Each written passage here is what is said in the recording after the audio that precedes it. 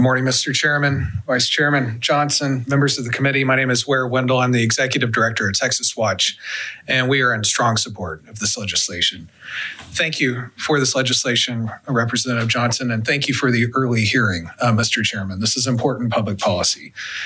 This bill is very simple. It just says, put the release in writing so everybody knows where they stand and that clarity is achieved and consistency is achieved across the insurance industry.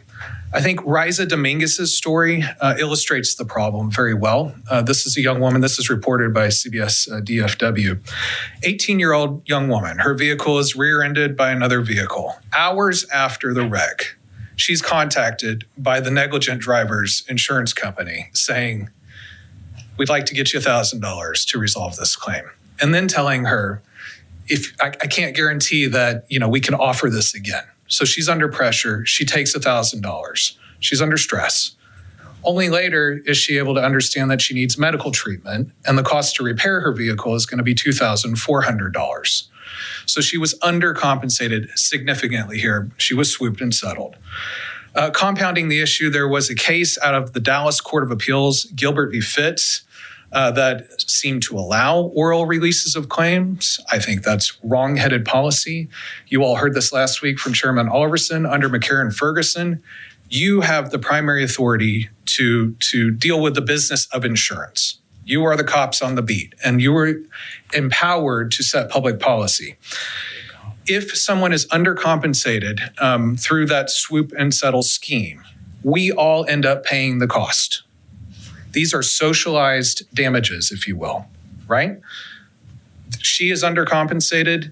If that turns into charity care, now county taxpayers are having to pick up the tab because medical providers are not being compensated adequately, or people are going to be repairing the vehicles as well. So we want to make sure that people, to quote Milton Friedman, people are responsible for the harm they do. As you heard, this bill passed unanimously. I will tell you, the language that you have before you came from an exchange that then Representative Oliverson, not the chairman of the committee, he was sitting, I think where you are, Representative Cortez, was looking at this issue and said, why don't we just put this in writing? We had a more complicated approach with avoidable release. He said, just put it in writing.